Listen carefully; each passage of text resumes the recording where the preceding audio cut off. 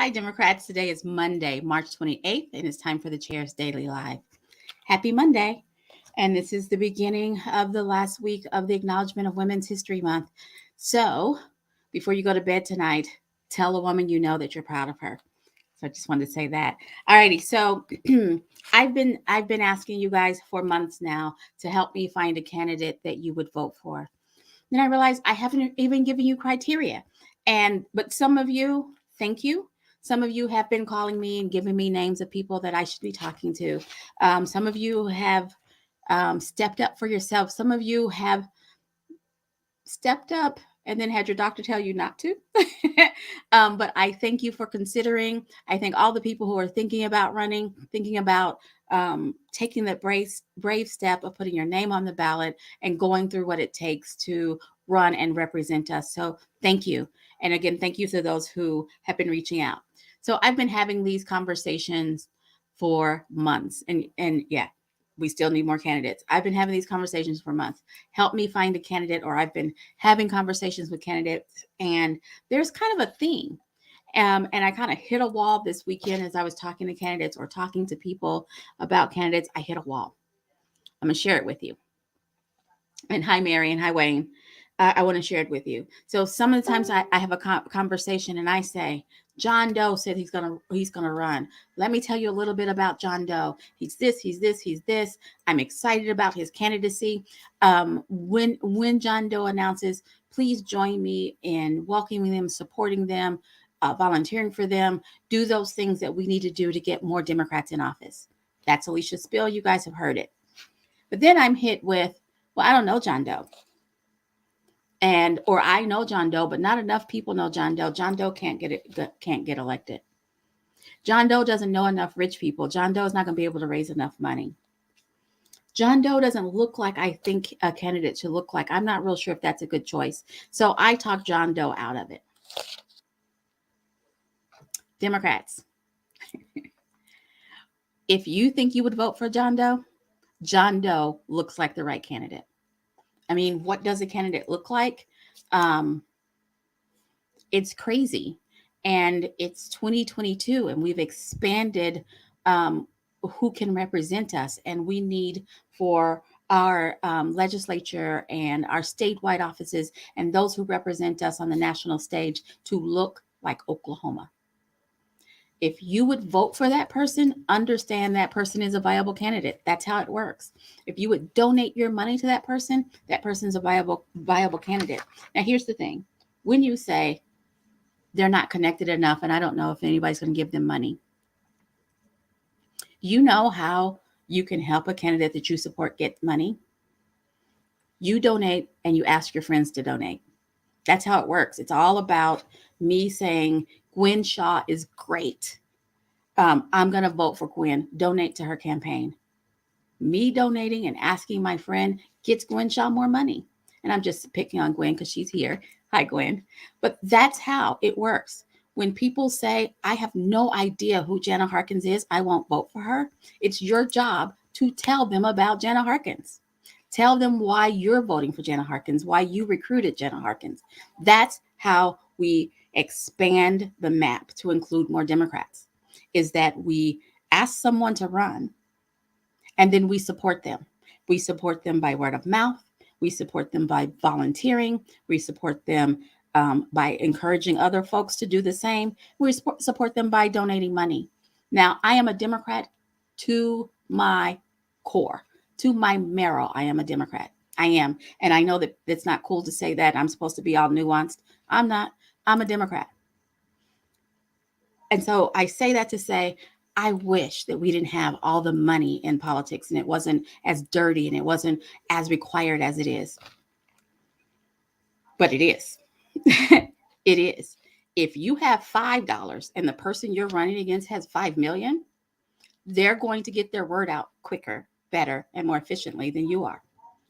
I'm all for grassroots, and get as many people as you can to volunteer for the candidate that you support, as many people as you can sharing the message of the person that you support. But money helps buy those walk cards. Money helps buy those donation envelopes. Money helps, for our national candidates, give them an opportunity to be on TV. None of that stuff is free.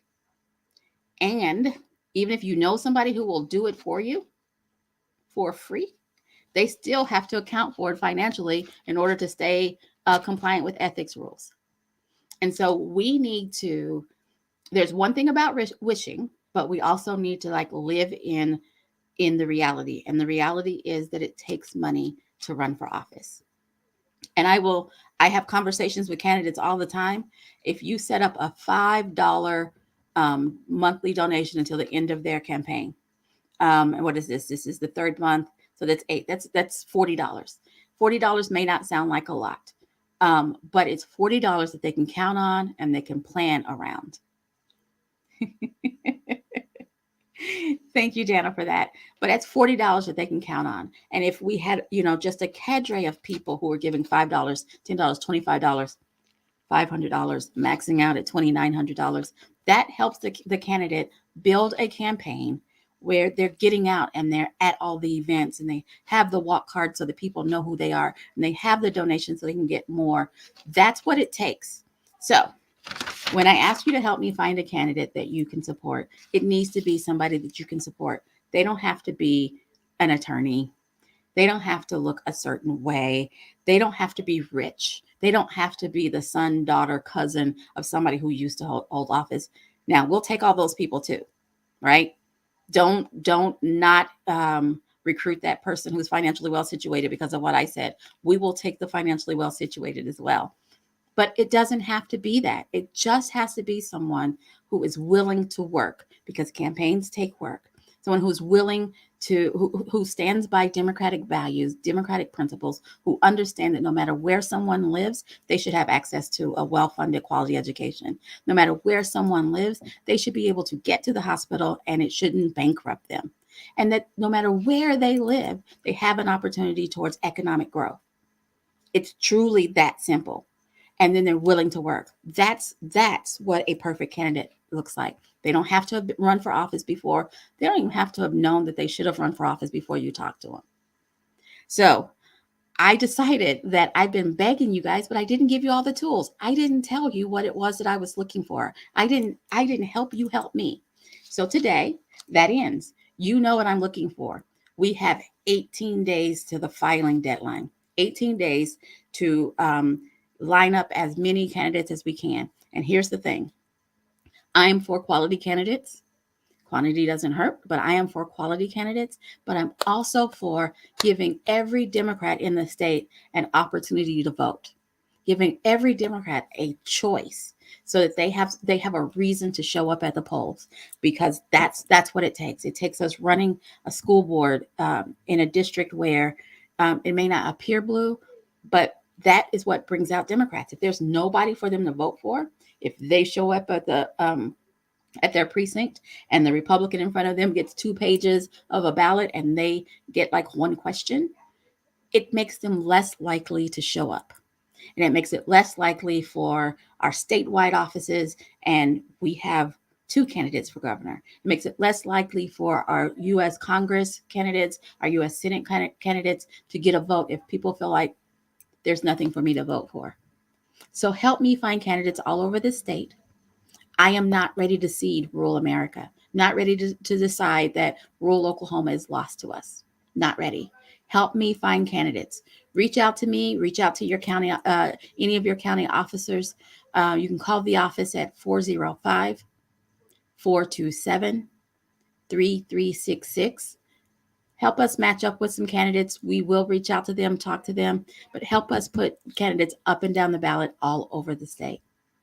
All righty. I usually would make that plea at the end, but I wanted to express it. This is the last week of the Acknowledgement of Women's History Month. And as an acknowledgement of that, please join Scott Hamilton, the executive director, on the Hamilton Report, where he'll be joined by Krista Jones, who is the president of Edmond Democratic Women, and hear all the great things that those women are doing. All righty. Thanks for joining me. Send me some candidates, and y'all have a great evening.